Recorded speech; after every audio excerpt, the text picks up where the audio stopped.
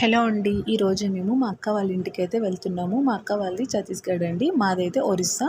మాకు ఒరిస్సా నుంచి అయితే ఛత్తీస్‌గఢ్ ఒక 2 అవర్స్ అయితే పడుతుంది. మేము బైక్ మీద అయితే వెళ్తున్నామండి.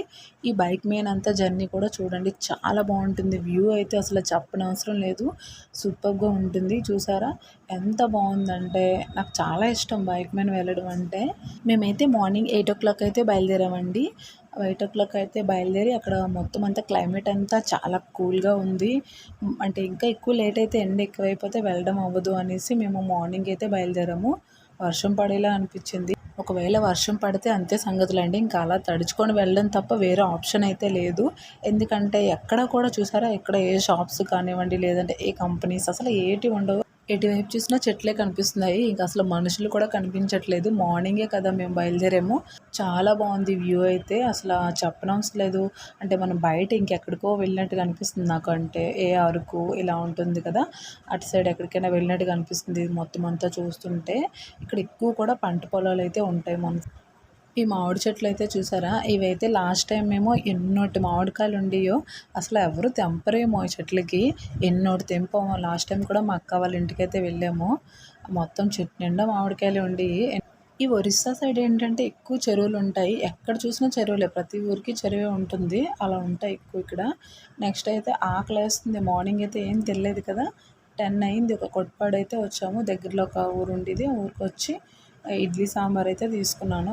విహాన్ అయితే ఇడ్లీ తిన్నాడు. వాడి కోసం దోశ అయితే తీసుకున్నాను. నేను మా హస్బెండ్ అయితే ఇడ్లీ సాంబారు, వాడి కోసం అయితే దోశ తీసుకుంటే వాడేమో మరొద్దు తిన్ను కడుపు నిండిపోయింది అన్నాడు. అసలు ఒక్కటే పెట్టాను. ఒకటి పెట్టబోతికి కడుపు నిండిపోయింది అన్నాడు. కోపం వచ్చి తిట్టబోతికి ఒక సగం తిన్నాడు. మిగతా సగం మళ్ళీ నేనే తిన్నాను.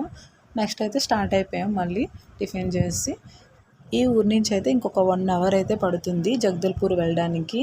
ఏంటంటే మార్నింగ్ మనం ఎక్కడికైనా జర్నీస్ చేసినప్పుడు చాలా బాగుంటుంది. అదే ఆఫ్టర్నూన్ అయితే అస్సలు జర్నీ చేయలేము. అది కూడా బైక్ మీద అయితే.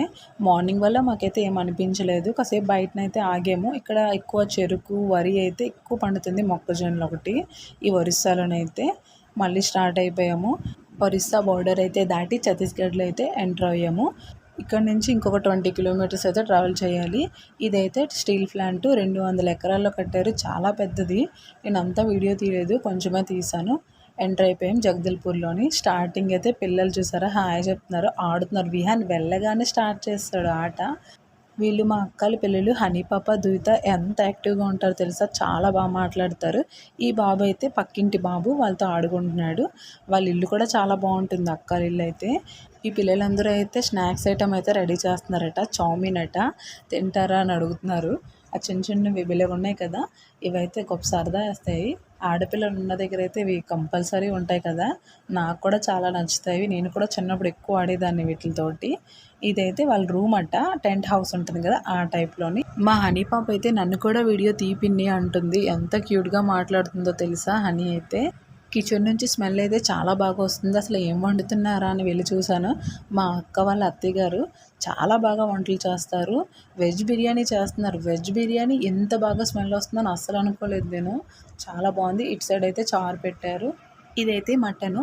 అదేంటి మటన్ మీరు కళాయిలో వండుతున్నారు, ఉడకదు కదా అంటే, అత్తయ్య గారు అన్నారు కొంచెం బాగా వేగాలమ్మా, బాగా వేగితే చాలా బాగుంటుంది. కుక్కర్లో అయితే మనకి సరిగ్గా కలపడానికైతే సరిపోదు. అదే కళాయిలో అయితే మనం బాగా వేపొచ్చు అనేసి అన్నారు. నిజమే అది కూడానా. ఎందుకంటే మనం కుక్కర్లో అయితే ప్లేస్ సరిపోదు. దానికి బదులు ఎంచక్కా కళాయిలో ఇలా వేపేసి ఎంచక్కా లాస్ట్లో కుక్కర్లో పెట్టుకుంటే బెటర్. అలాగే పెట్టారు. నెక్స్ట్ బిర్యానీ కూడా రెడీ అయిపోయినట్టుగా ఆల్మోస్ట్. వాటర్ వేసారు. కొంచెం కొంచెం ఉడికితే సరిపోతుంది. కుక్కర్ విజిల్స్ అయితే వచ్చాయి. అదేంటి కర్రపెండలో ఉడకబెడతారు కదా, మళ్ళీ తొక్కలు తీయడం ఎందుకు అంటే, లేదు ఉడకబెట్టడానికి కాదు, ఇవి చిప్స్ చేస్తాము అంటున్నారు. వీటితో చిప్స్ కూడా చేస్తారా అంటే చాలా బాగుంటాయి అని అన్నారు. అయితే కట్ చేస్తున్నారు మా అక్క వాళ్ళేనో. ఇవి చూసారా ఎంత క్యూట్గా ఉన్నాయో తెలుసా. ఎప్పుడు వచ్చినా కూడా ఇవి చూస్తాను. వీటితో అయితే కాసేపు టైం స్పెండ్ చేస్తాను. వీడియో కనుక నచ్చితే లైక్ చేయండి. ఇలాంటి మరిన్ని వీడియోస్ కోసం అయితే నా ఛానల్ని సబ్స్క్రైబ్ చేసుకోండి.